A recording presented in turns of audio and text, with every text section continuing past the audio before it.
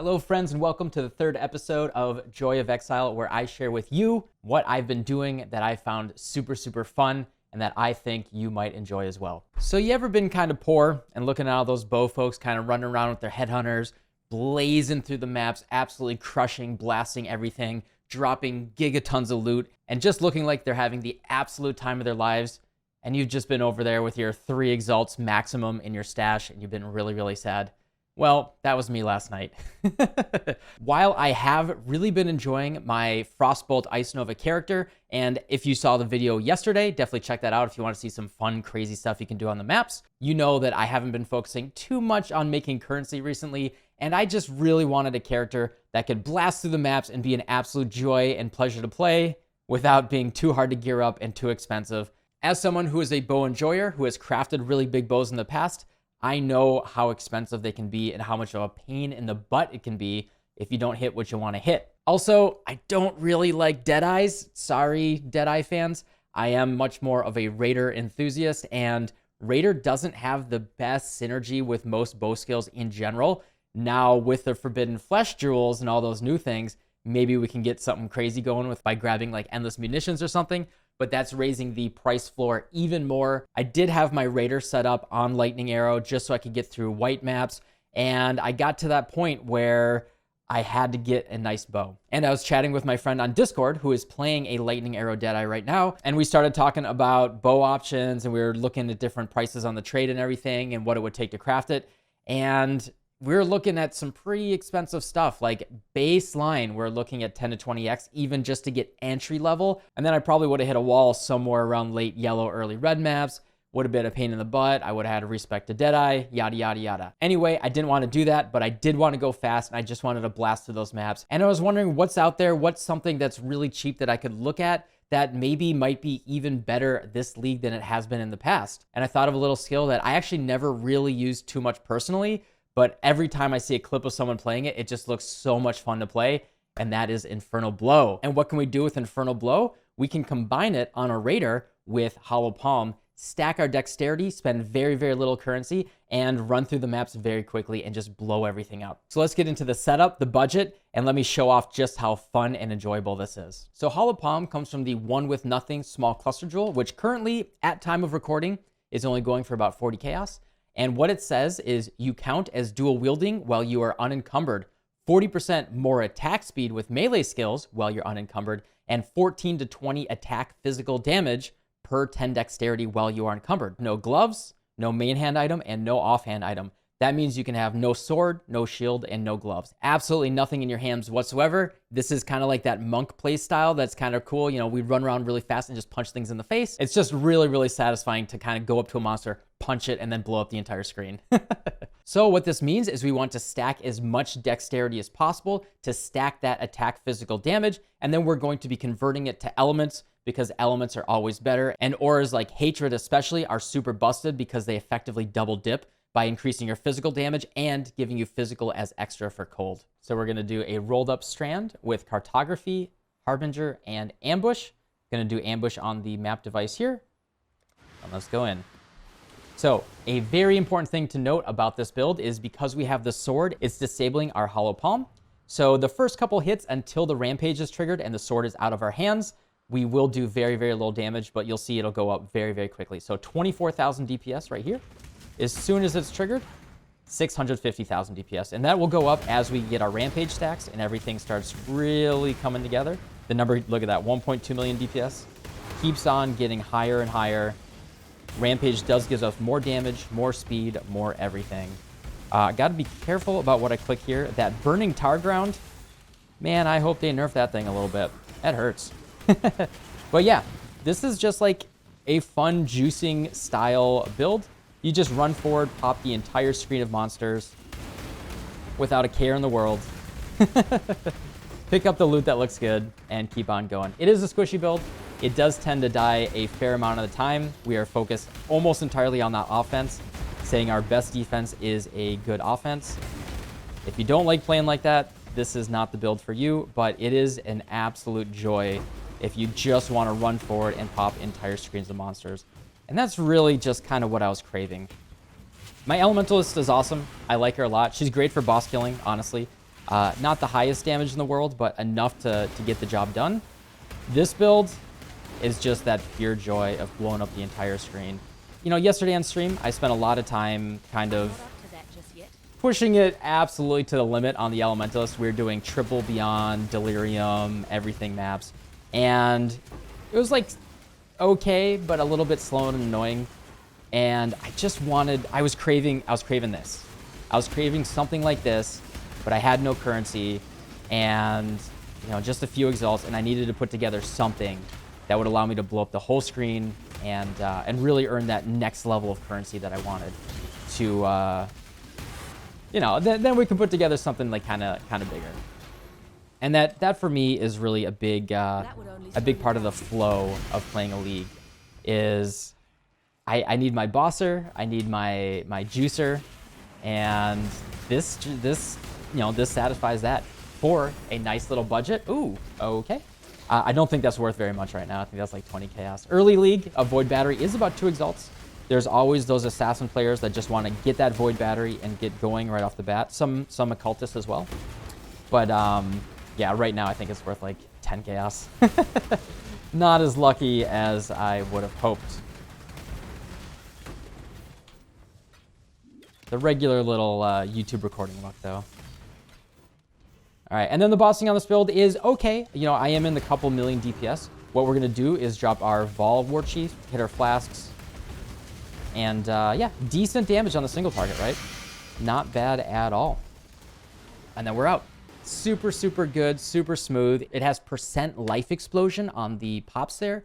So as we scale into things like Beyond and Delirium, all that, as long as we can kill a monster or two, you get those really satisfying pops. And then the good news here is it's really easy and cheap to get all of this gear put together. I spent about 2 hours yesterday, and I spent less than 5 exalts. I actually have the entire shopping list right here. I did put a range for what you might expect throughout the day, at least for me in the Eastern Standard Time Zone. The prices, if I stay up a little bit later, I don't know, something about the Europeans and the Koreans waking up, the prices tend to go down a little bit. I like to shop later in the night, and I find really, really good deals. This is all that I spent overall, roughly in the 2 to 5 exalt range, and I have a build that can cruise through T14 maps really, really well. The single target isn't fully put together yet, but it's just nice to run through those maps. I'll be attaching the shopping list and the POB in the description below, so you at least roughly know what you can aim for. Now, this setup is not the only setup. You can do things like use an inspired learning. Instead of going frenzy charge stacking, you can stack more in attack speed and go for that more directly. I think this is probably the cheaper way to put everything together. I did say earlier, you can't have anything in your hands. However, the Dancing Dervish, as soon as you hit a monster, will disable your weapon slot and the sword will go out and start spinning around. Then you also get Rampage, which gives you movement speed and damage. It's really, really nice to just have those swords flying around. It actually tells you where to go and where to attack. These gems are not activated or used. I'm just using this to level up gems kind of in my extra offhand. And then you just get a free Rampage. So it's just really, really fun and nice to just get that for free. Then I'm using a Fractal Thoughts, which has the Infernal Blow physical damage gained as extra fire damage on the enchant, which, checking the price, is only about 30 chaos right now. Super, super easy. No demand for it yet. So definitely grab one of those things ASAP if you're interested in this build. I do have a perfectly rolled Astromentus. I got this for 50 chaos. You do not need a perfectly rolled one. Perfectly rolled one does go for more if you don't get a good deal. But if we just bring this down to like 90 without catalyst, we're only looking at like 15 chaos. And then you can just use the catalyst on it, and it's very, very easy. Not to mention that divines are incredibly cheap right now, around 5 to 6 chaos. So you could even just try your luck at divining a very cheap Astromentus. Then the rings, these are dirt cheap. These are just nothing rings that I found on the ground. You want to scour it, use 4 intrinsic catalysts because we want those attribute modifiers. Then we use Essences of Sorrow to craft it up with dexterity on it. I actually just used, as you can see, tier 2, 1 chaos cheap shrieking essences. I didn't even buy deafening. Dirt cheap, try to get some resistance, try to get some life on there, and you're good enough. I used very, very few essences to craft this gear. Obviously, later on, if I want to craft good gear, I would use even more, but still, they are so cheap right now. With the new Atlas and everyone doing Essence strategy, they're basically free right now, so easy, easy, easy to craft attribute stacking gear. The Wild Wrap, I just have a 5-link Wild Wrap that I picked up for 5 chaos. That's it. The hard thing here will be to get the correct colors. Ideal colors here are 5 red and 1 blue. I'm not up to if you want to do that, you can see what I'm trying to do here is I am going to harvest and I'm stacking up as many red and blue colors that I can, and I'm basically just gonna spam them until I try to get the right colors. In addition to that, I just go to Varici and research, or just purchase the Varici craft from someone off of the Forbidden Trove and get the white sockets and hope it hits that green socket. And now the single most expensive piece of the entire build right here, and it's not really that expensive. So I picked one of these up last night for about 60 chaos.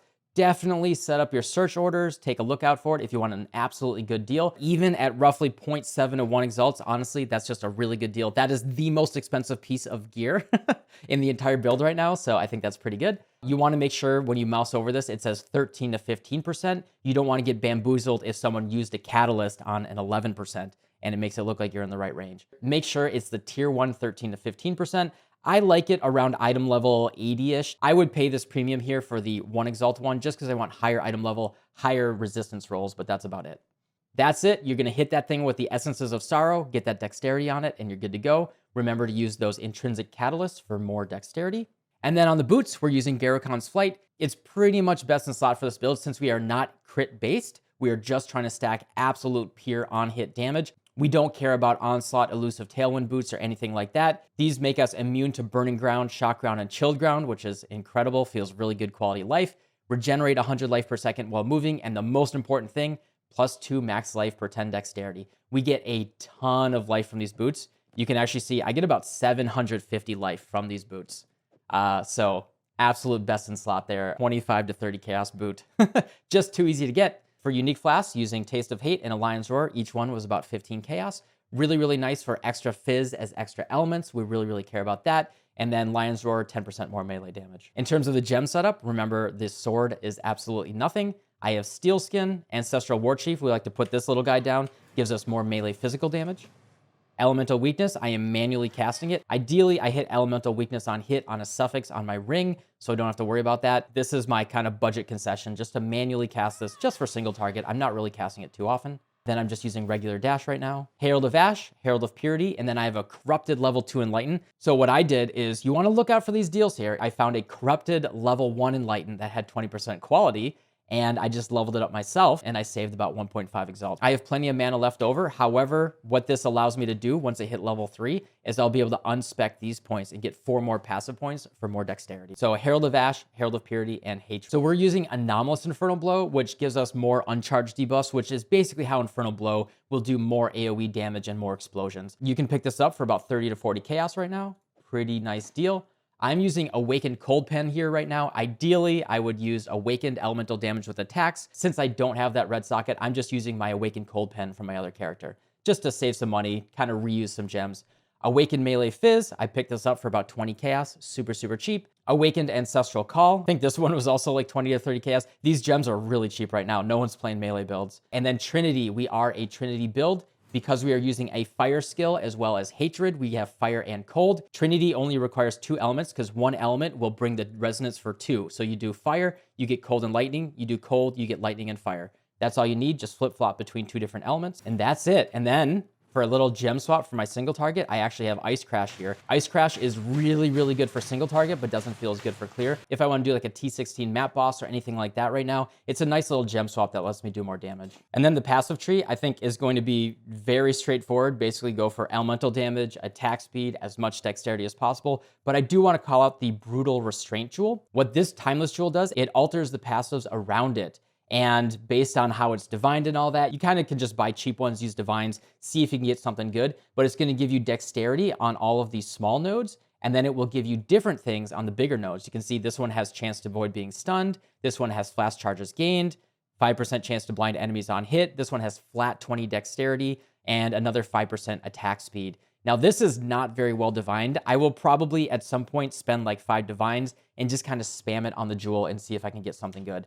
This jewel is really cheap, 25 chaos as well. Easy to pick up, and then just throw some really cheap divines on it, see if you can hit something good. But the most important thing is just that bonus dexterity on all of the small nodes. Oh, and I almost forgot the most important thing that really brings us all together and why it's so good on a budget, especially this league, is right here, Precise Technique.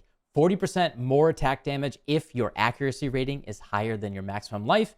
Never deal critical strikes. So this is effectively Elemental Overload for attack builds. 40% more damage, but you're no longer crit based. Now, it is very important to pay very close attention to your accuracy rating versus your life. It's gonna be closer than you think. If we take a look at how I have this balanced right now, you can see that my accuracy rating is 4539 and my life is 4304. Just a little bit over. I actually am able to get over that by taking this one node here, which incidentally, very luckily, also balances out my lightning res. It's a really nice way that I can spend that one little point there, and we can still get a decent amount of life because our accuracy rating is so high because we are a deck stacker. So that combined with all of the existing stuff with Hollow Palm and all of that just makes it really easy to, on a budget, I spent about 3 to 5 exalts last night, have a build that can run red maps really, really quickly, farm up that currency, and have a really good time. All right, so thanks again for watching the 3rd episode of Joy of Exile, where I share with you the most fun things that I'm doing in PoE right now and just having a great time. Have you ever tried Hollow Palm before? If you have and you have any alternative ideas, definitely let me know in the comments below. And if you haven't, let me know if this has piqued your interest and you want to give it a shot.